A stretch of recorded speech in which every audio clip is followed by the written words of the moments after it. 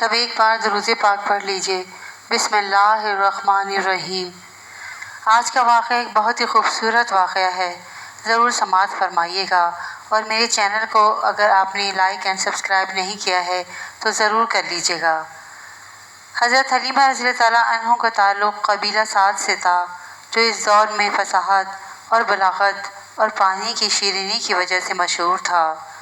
سرور کائنات حضور نبی کریم صلی اللہ علیہ وآلہ وسلم کا ایک خاص حوالے سے حضرت حلیمہ سعدیہ رضی اللہ تعالیٰ عنہ سے ایک گہرا تعلق تھا۔ آپ صلی اللہ علیہ وآلہ وسلم نے بچپن میں عرب کے دستور کے مطابق اپنی ماں کے علاوہ ایک اور پیاری گود میں بھی اپنی عمر کے ابتدائی چند سال گزارے۔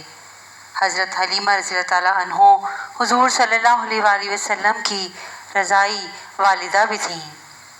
شرفائے عرب میں دستور تھا کہ بچوں کو ماں کے پاس نہ رکھتے تھے، بلکہ اکثر پرورش اور فصیح زبان سیکھنے کے لیے دوسری عورتوں کو دے دیتے۔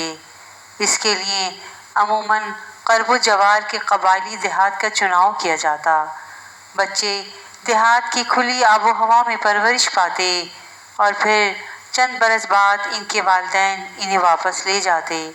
یہ رواج اس وقت اس قدر مستحکم تھا کہ تھوڑے تھوڑے عرصے بعد دیہات کی غریب عورتیں خود ہی شہر میں آتیں اور جو بچے اس مدت میں پیدا ہوئے ہوتے انہیں ان کے ماں باپ کی مرضی کے ساتھ لے جاتیں۔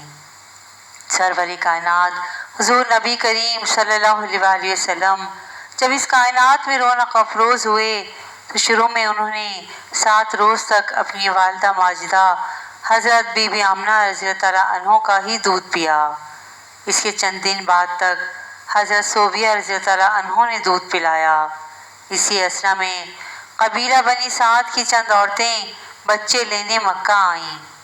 ان عورتوں میں حضرت حلیمہ سعدیہ رضی اللہ تعالیٰ عنہ بھی شامل تھیں۔ دوسری سب عورتیں مالدار گھرانوں سے بچے لینے میں کامیاب ہو گئیں، لیکن حضرت حلیمہ رضی اللہ تعالیٰ عنہ کو کوئی بچہ نہیں مل سکا۔ انہیں خود خبر نہ تھی کہ قسمت ان کی جھولی میں کون سی عظیم ہستی ڈالنے والی ہے۔ اس وقت مایوس ہو کر واپس جانے ہی والی تھیں کہ معلوم ہوا کہ سردار قریش عبد المطلب کا ایک یتیم پوتا اس دنیا میں آ چکا ہے۔ خاوند سے مشورہ کیا کہ اس بچے کا باپ تو دنیا میں ہے نہیں کہ اس بچے کی پرورش کے عوض ہمارے ساتھ مالی طور پر کچھ سلوک کرے، البتہ اس کے دادا کی شرافت اور عالی نسبی سے یہ تعلق ہے، یہ توقع ہے کہ خدا اس بچے کے طفیل ہماری بہتری کی صورت کر دے۔ شوہر نے کہا کہ کچھ مذائقہ نہیں، اس بچے کو ضرور لے لو، خالی ہاتھ جانا اچھا معلوم نہیں ہوتا۔ حضرت حلیمہ رضی اللہ تعالیٰ عنہ فوراً جا کر ننھے حضور صلی اللہ علیہ وآلہ وسلم کو لے آئیں۔ انہیں کیا خبر تھی کہ یہ بچہ تینوں دنیا کا سردار ہے اور اسے دودھ پلا کر وہ ابدی سعادت عظمت حاصل کرنے والی ہیں۔ ان دنوں عرب میں قحط کا عالم تھا۔ خشک سالی کی وجہ سے جانوروں کے تھنوں میں دودھ سوکھ گیا تھا۔ خود عورتوں کو بھی دودھ بڑی مشکل سے اترتا تھا اور ان کے بچے بھوک سے بلبلاتے تھے۔ حضرت حلیمہ سعدیہ رضی اللہ تعالیٰ عنہ جو بنو سعد بنی بکر کی کچھ خواتین کے ساتھ مکے آئی تھیں، ان کے ساتھ اپنا ایک شیر خوار بچہ بھی تھا۔ یہ بھی بھوکا پیاسا ہر وقت روتا رہتا تھا۔ حضرت حلیمہ رضی اللہ تعالیٰ عنہ کا بیان ہے کہ جس دن میں نے سرور کائنات صلی اللہ علیہ وآلہ وسلم کو گود میں لیا، ہماری حالت یکسر بدل گئی۔ میرے خشک چھاتیوں میں دودھ اتر آیا اور ہماری اونٹنی کے تھن بھی دودھ سے بھر گئے۔ دونوں بچوں نے خوب سیر ہو کر دودھ پیا اور ہم نے بھی خوب اونٹنی کا دودھ پیا۔ جب مکے سے چلنے لگے تو ہمارا مریل گدھا جو سارے قافلے سے پیچھے چلتا تھا بہت تیز رفتاری سے چلتا ہوا سارے قافلے سے آگے چلنے لگا۔ میرا خاوند اور قافلے کے دوسرے لوگ بار بار یہی کہتے تھے کہ یہ بچہ بہت برکت والا ہے اور حلیمہ رضی اللہ تعالیٰ عنہ بہت خوش قسمت ہے کہ ایسا سعادت مند بچہ اسے مل گیا ہے۔ جب ہم اپنے گھر پہنچے تو ہماری بکریوں کے تھن بھی دودھ سے بھر گئے۔ گاؤں کے دوسرے جانوروں کا دودھ بدستور خشک تھا اور لوگ ہماری حالت پر رشک کرتے تھے۔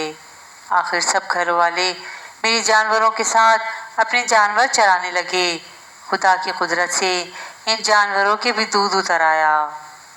بس حضرت حلیمہ رضی اللہ تعالیٰ عنہ اور ان کے گھر والے اس نصیب والے بچے پر سو جان سے فدا تھے اور نہایت محبت اور شفقت سے حضور صلی اللہ علیہ وآلہ وسلم کی پرورش میں کوئی کسر نہ اٹھا رکھتے تھے۔ جب حضور صلی اللہ علیہ وآلہ وسلم کی عمر مبارک 2 برس ہوئی تو حضرت حلیمہ رضی اللہ تعالیٰ عنہ آپ صلی اللہ علیہ وآلہ وسلم کو ساتھ لے کر مکے میں حضرت آمنہ رضی اللہ تعالیٰ عنہ کے پاس لے کر آئیں۔ حضرت آمنہ رضی اللہ تعالیٰ عنہ حضور صلی اللہ علیہ وآلہ وسلم کو دیکھ کر خوشی سے نہال ہوئیں اور اپنے پیارے بیٹے کو بہت بہت پیار کیا۔ ماں کا بچے کو اب جدا کرنے کو جی نہ چاہتا تھا، لیکن حضرت حلیمہ سعدیہ رضی اللہ تعالیٰ عنہ نے کہا مکے کی آب و ہوا اس وقت بہت خراب ہے، بہتر یہی ہے کہ آپ فی الحال اس بچے کو میرے پاس رہنے دیں۔ حضرت آمنہ رضی اللہ تعالیٰ عنہ نے صورتحال کو سمجھتے ہوئے حضرت حلیمہ سعدیہ رضی اللہ تعالیٰ عنہ کی بات مان لی اور یوں حضرت حلیمہ رضی اللہ تعالیٰ عنہ آپ صلی اللہ علیہ وآلہ وسلم کو پھر سے واپس اپنے قبیلے میں لے کر آ گئیں۔ حضور نبی کریم صلی اللہ علیہ وآلہ وسلم نے 5 برس تک حضرت حلیمہ رضی اللہ تعالیٰ عنہ کے پاس پرورش پائی، حتیٰ کہ واقعہ شق الصدر پیش آیا۔ اس کے بعد آپ صلی اللہ علیہ وآلہ وسلم کو آپ صلی اللہ علیہ وآلہ وسلم کی والدہ ماجدہ حضرت آمنہ رضی اللہ تعالیٰ عنہ کے سپرد کر دیا گیا۔ حضرت حلیمہ رضی اللہ تعالیٰ عنہ اس کے بعد عرصے دراز تک زندہ رہیں۔ ان کا اس وقت سن وفات ٹھیک طرح سے دستیاب نہیں۔ سن 8 ہجری میں جب حضور صلی اللہ علیہ وآلہ وسلم کی عمر مبارک 61 برس تھی، آپ صلی اللہ علیہ وآلہ وسلم جعفرانہ میں گوشت تقسیم فرما رہے تھے۔ اس وقت حضرت حلیمہ رضی اللہ تعالیٰ عنہ حضور صلی اللہ علیہ وآلہ وسلم کے پاس تشریف لائیں۔ حضور صلی اللہ علیہ وآلہ وسلم نے خود اپنی چادر مبارک بچھا کر ان کو بے حد تعظیم و تکریم کے ساتھ بٹھایا۔ گو کہ بعض روایات میں اس بات کی اس طرح تردید ملتی ہے کہ وہ حضرت حلیمہ سعدیہ رضی اللہ تعالیٰ عنہ نہیں بلکہ ان کی بیٹی اور حضور صلی اللہ علیہ وآلہ وسلم کی رضائی بہن تھیں۔ حضرت حلیمہ رضی اللہ تعالیٰ عنہ کی 2 بیٹیاں انیسہ اور حذیفہ تھیں، جبکہ ایک بیٹا عبداللہ تھا۔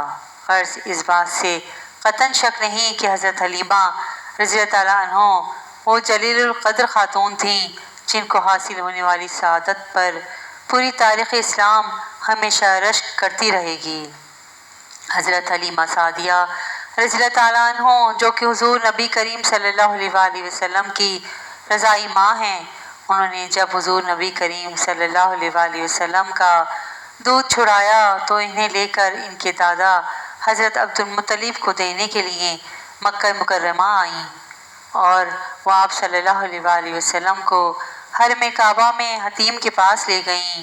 حتیم کے پاس انہوں نے آواز سنی کہ اے حتیم، تجھ پر آج بہت مہربانی ہوئی ہے کہ تجھ پر نور کی سخاوت ہوگی اور تو آج بالائی روحوں کی منزل بنے گا۔ اس سے قبل حضرت حلیمہ سعدیہ رضی اللہ تعالیٰ عنہ کے ہاں حضور نبی کریم صلی اللہ علیہ وآلہ وسلم کے شق صدر کا واقعہ پیش آ چکا تھا اور وہ بہت خائف رہتی تھیں۔ یہی وجہ تھی کہ آپ رضی اللہ تعالیٰ عنہ ہر وقت حضور نبی کریم صلی اللہ علیہ وآلہ وسلم کی حفاظت کرتی رہتی تھیں۔ آپ رضی اللہ تعالیٰ عنہ نے جب یہ آواز سنی تو حیران ہوئی کہ اس وقت وہاں کوئی موجود نہیں۔ حضرت حلیمہ سعدیہ رضی اللہ تعالیٰ عنہ اس آواز کی تلاش میں حضور نبی کریم صلی اللہ علیہ وآلہ وسلم کو زمین پر بٹھا کر نکلیں۔ ہر جانب سے بلند آوازیں ان کے کانوں میں سنائی دے رہی تھیں، لیکن آواز والا انہیں نظر نہیں آ رہا تھا۔ وہ حیران و پریشان واپس لوٹیں تو حضور نبی کریم صلی اللہ علیہ وآلہ وسلم اپنی جگہ پر موجود نہ تھے۔ آپ رضی اللہ تعالیٰ عنہ غم کی شدت سے نڈھال ہو گئیں اور رونا شروع کر دیا کہ میرا یہ گوہر مجھ سے کون لے گیا؟ اہل مکہ نے کہا کہ ہمیں اس کا کچھ علم نہیں اور نہ ہی ہم جانتے ہیں کہ یہاں کوئی بچہ موجود تھا۔ آپ رضی اللہ تعالیٰ عنہ نے جدائی کے غم میں نڈھال ہو کر آنسو بہائے کہ اتنے میں دیگر لوگ بھی آپ رضی اللہ تعالیٰ عنہ کے غم میں شریک ہو گئے۔ اس دوران ایک بوڑھا عربی لاٹھی ٹیکتا ہوا آیا اور اس شدت غم کی وجہ دریافت کی۔ حضرت حلیمہ سعدیہ رضی اللہ تعالیٰ عنہ نے بتایا کہ میں محمد صلی اللہ علیہ وآلہ وسلم کی دایا ہوں اور انہیں ان کے دادا کے سپرد کرنے آئی تھی۔ حتیم میں مجھے عجیب و غریب آوازیں سنائی دیں تو میں بچہ چھوڑ کر ان آوازوں کے متعلق معلوم کرنے نکلی۔ جب واپس آئی تو بچہ یہاں موجود نہیں ہے۔ میں اس وجہ سے پریشان ہوں کہ اس طرح مجھ سے کیے گئے اعتماد کو ٹھیس پہنچ سکتا ہے۔ اس بوڑھے نے کہا کہ تم غم نہ کرو، میں تمہیں اس کے پاس لے چلتا ہوں جو اس بچے کے متعلق ہمیں بتائے گا۔ حضرت حلیمہ سعدیہ رضی اللہ تعالیٰ عنہ راضی ہو گئیں اور وہ بوڑھا انہیں مکہ مکرمہ کے مشہور بت عزا کے سامنے لے گیا اور کہنے لگا کہ ہم اپنے گم ہونے والوں کا علم اسی سے پاتے ہیں۔ پھر بوڑھے نے اس بت کو سجدہ کیا اور کہا کہ اے رب کے خدا، ہم نے تیری وجہ سے بے شمار ہلاکتوں سے نجات پائی اور تیری مہربانیاں اہل عرب پر بے شمار ہیں اور تیرا حق ادا کرنا ہم اہل عرب پر لازم ہے۔ یہ اپنے گمشدہ بچے کی متعلق جاننا چاہتی ہے اور اس بچے کا نام محمد صلی اللہ علیہ وآلہ وسلم ہے۔ جو ہی اس بوڑھے نے آپ صلی اللہ علیہ وآلہ وسلم کا نام لیا، بت اوندھے منہ گر پڑا اور کہنے لگا کہ تو اس بچے کو کیوں تلاش کرتا ہے جس کی وجہ سے ہم ذلیل و رسوا ہوں گے؟ جو واقعات بت پرستوں نے ہمارے ساتھ دیکھے ہیں وہ ختم ہو جائیں گے اور اس نام والے کی وجہ سے ہمارا یہ مرتبہ ختم ہو جائے گا۔ اللہ کے لیے یہاں سے چلے جاؤ۔ اب حضرت محمد مصطفیٰ صلی اللہ علیہ وآلہ وسلم کی آب و تاب کے سامنے ہماری شان مان پڑ چکی ہے۔ بوڑھے نے جب اس بت کی بات سنی تو گھبرا کر اپنی لاٹھی پھینک دی اور کانپنے لگا۔ حضرت حلیمہ سعدیہ رضی اللہ تعالیٰ عنہ نے جب بت کی باتیں سنی تو بولی کہ اگرچہ اس وقت میں مصیبت میں مبتلا ہوں اور میں حیران ہوتی ہوں کہ مجھ سے ہوائیں باتیں کرتی ہیں، کبھی پتھر مجھے ادب سکھاتے ہیں، کبھی اس بچے کو غیب سے کچھ لوگ اٹھا کر لے جاتے ہیں، میں کس کے سامنے فریاد کروں؟ میں پریشان ہو گئی ہوں۔ میں ان معاملات کو جو میرے ساتھ پیش آئے انہیں راز رکھنا چاہتی ہوں۔ میں بس اتنا کہتی ہوں کہ میرا بچہ گم ہو گیا ہے اور میں اس کے علاوہ کوئی بات نہیں کرتی، اگرچہ لوگ مجھے پاگل ہی کیوں نہ سمجھیں۔ بوڑھا بولا کہ اے حلیمہ رضی اللہ تعالیٰ عنہ، تو اس کی جانب سے فکر مند نہ ہو، وہ گم نہیں ہوگا بلکہ ایک عالم اس کی عظمت میں گم ہو جائے گا۔ تو نے دیکھا نہیں کہ یہ عظیم بت بھی تیرے بچے کے نام کے آگے سرنگوں ہو گیا؟ میں نے اپنی زندگی میں اس سے عجیب واقعہ کوئی نہیں دیکھا۔ ان کی رسالت کو تسلیم نہ کرنے والوں کا انجام برا ہوگا، اور جب بتوں کا یہ حال ہے تو ان کے پجاریوں کا کیا حال ہوگا؟ حضرت حلیمہ سعدیہ رضی اللہ تعالیٰ عنہ کی رونے کی آواز حضرت عبد المطلب نے بھی سن لی اور وہ فوراً سمجھ گئے کہ کیا ماجرا ہے۔ آپ بھی شدت غم سے نڈھال کعبے کے دروازے پر آئے اور کہا کہ مجھ میں ایسی کوئی خوبی نہیں کہ میرا ہمراز بنوں۔ میں نے محمد صلی اللہ علیہ وآلہ وسلم کے چہرے پر تیری مہربانی کے آثار دیکھے ہیں، اگرچہ وہ ہم میں سے ہے ہی، لیکن یہ آثار ہم میں سے کسی کے اندر پیدا نہیں ہوئے۔ ان کو بچپن سے ہی جو فضیلت عطا ہوئی وہ کسی کو 100 سال کی عبادت کے بعد بھی عطا نہیں ہوئی۔ میں ان کو سفارشی بناتا ہوں اور ان کے طفیل میں ان کے حالات سے آگاہی چاہتا ہوں کہ وہ کہاں ہیں۔ حضرت عبد المطلب کو کعبے کے اندر سے جواب آیا کہ تم عنقریب ان کا چہرہ دیکھ لو گے، وہ 200 فرشتوں کی جماعت کے ہمراہ ہمارے پاس محفوظ ہیں۔ ہم ان کے ظہور کو دنیا میں مشہور کر دیں گے اور باطن کو سب سے پوشیدہ رکھیں گے۔ اور پانی اور مٹی سے اللہ نے جو مخلوق بنائی ہے اس کے متعلق مراتب ہیں، کبھی اس سے ہم نے شاہ پیدا کر دیے اور کبھی اس سے عاشق پیدا کر دیے۔ اس خاک سے لاکھوں عاشق اور معشوق پیدا کیے جاتے ہیں جو اس کی وجہ سے نالہ و فریاد میں مصروف رہتے ہیں۔ ہماری یہ کارنامے منکروں کے انکار کے باوجود جاری و ساری ہیں۔ مٹی کو یہ فضیلت اس کی فروتنی کی وجہ سے عطا کی گئی ہے کہ اس طرح کے لوگ بھی پیدا ہوتے ہیں۔